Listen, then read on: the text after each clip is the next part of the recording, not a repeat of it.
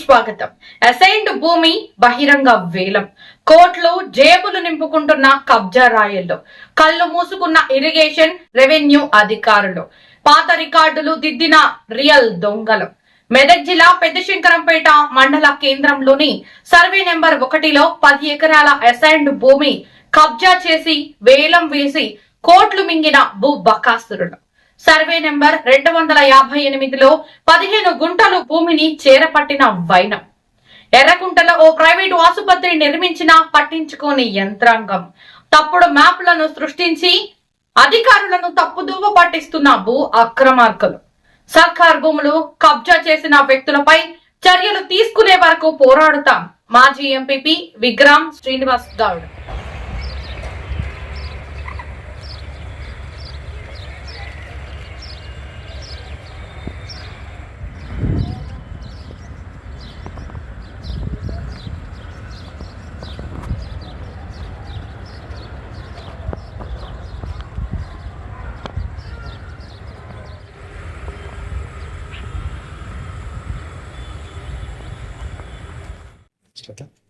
నమస్కారం.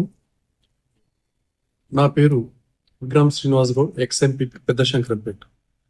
మీ ఛానల్ ద్వారా మా మండల ప్రజలకు, మా కాన్స్టిట్యూన్సీ ప్రజలకు, అదేవిధంగా ఉమ్మడి మెదక్ జిల్లా ప్రజలకు అందరూ కూడా పేరు పేరున్న యొక్క హృదయపూర్వక నమస్కారాలు తెలియజేసుకుంటూ ఉన్నాను. ముఖ్యంగా శంకరంపేటలో భూ కబ్జాలు చేసుకుంటూ చాలా పెట్టిపోతూ ఉన్నారు. అది కూడా గవర్నమెంట్ ల్యాండ్లలో.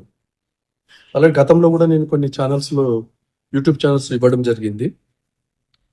విచిత్రం ఏంటంటే 25-30 సంవత్సరాల కిందట రెవెన్యూ రికార్డులలో గ్రామాభివృద్ధిలో ఉన్న సర్వే నంబర్లను రిజిస్ట్రేషన్ చేసుకుంటూ వాటిని ఏం చేస్తున్నారంటే, అసలు యాక్చువల్గా చెప్పాలంటే లొకేషన్ కంప్లీట్ చేంజ్. అది ఇప్పుడు ఈ 256 సర్వే నంబర్ అనేది లొకేషన్ అది ఒక ప్లేస్లో ఉంటే దాన్ని తీసుకెళ్లి గవర్నమెంట్ ల్యాండ్లో చూయించి అమ్ముకుంటా ఉన్నారు.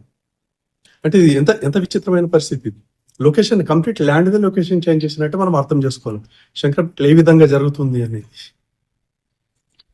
అందులో ఇంకో విషయం, చాలా విచిత్రమైన పరిస్థితి.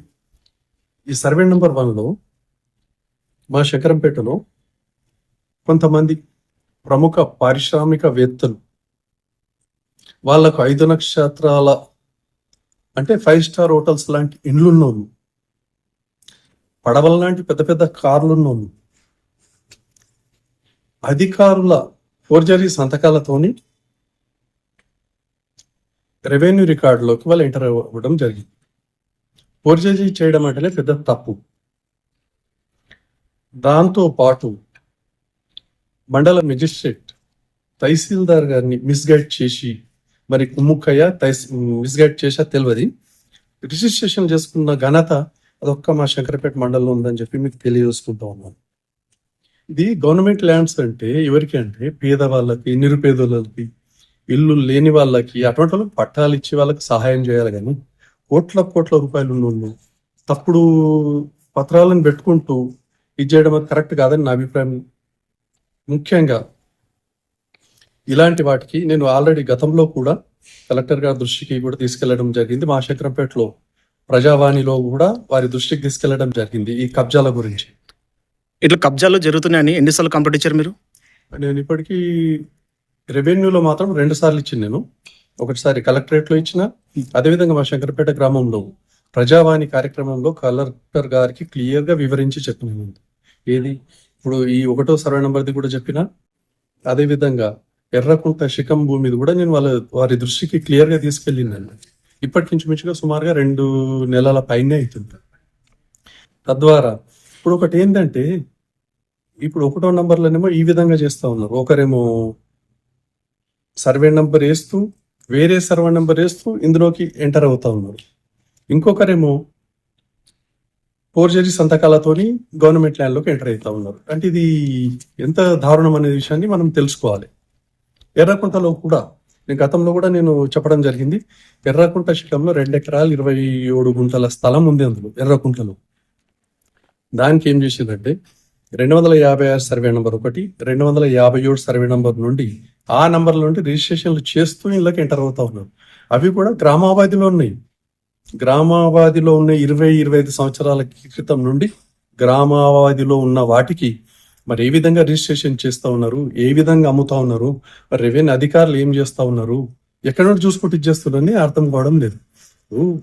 ఎర్రకుంట అంటే మనకు వాటర్ సోర్స్, అది గ్రౌండ్ లెవెల్లో వాటర్ పెరుగుతుంది. ఇప్పుడు అది ఏమైందంటే మనకు గ్రామం మధ్యలోకి వచ్చేసింది అది ఆ కుంట. అయితే 2 ఎకరాలు 27 గుంటలలో ఒక 20-25 గుంటలు మాత్రమే ఆడ కనిపిస్తా ఉంది. మిగతా అంతా ఎంకరేజ్ అయిపోతా ఉన్నాం. అదే నేను అధికారుల దృష్టి కూడా తీసుకొచ్చిన, దయచేసి ఆ కుంటను ఎంకరేజ్ అయిన దాన్ని ఇచ్చేసి సర్వేలు చేసిండ్రు, ఆల్రెడీ సర్వేలు చేసిండ్రు కూడా వాళ్ళు కూడా. ఆ సర్వే చేసిన దాన్ని నేను దాని ప్రకారమే హద్దులు గిట్ల పెట్టి చేయమని, లేదో మళ్ళీ కూడా నేను సర్వే చేయమని చెప్పిన వాళ్ళకి.